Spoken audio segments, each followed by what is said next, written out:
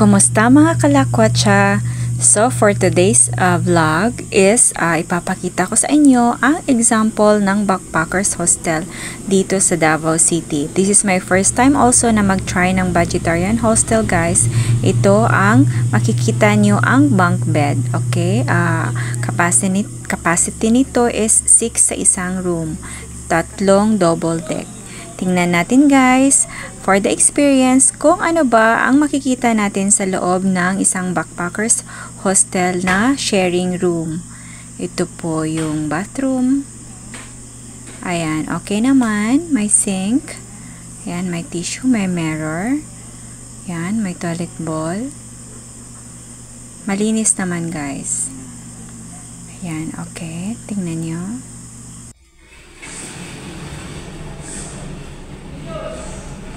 May mirror sila ditong malaki at saka meron silang locker.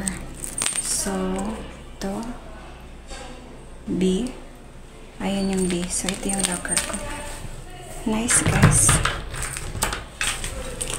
Ayan. Ito ang taguan ng mga gamit. Kasi pag lalabas ka, iwanan mo dito yung mga gamit. Tapos, okay naman yung bed nila. Ito, may pillow at saka may isang blanket. So, dalawa kami dito ni Siyang.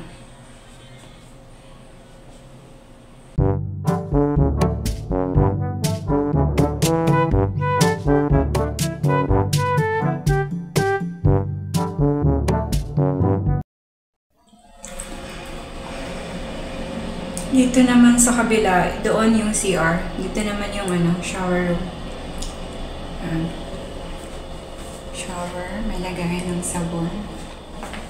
Kaya lang, kung 6 kayo dito, so take your turn na lang. Sinong mauna? Maghihintay ka pa. Saka siya matapos. Tapos dito, yan, pwede tayo mag-charge dito. May table, saka merong center table. Pwede ka mag-upo-upo dito. Okay naman ito, guys. As in, mura lang talaga, backpackers.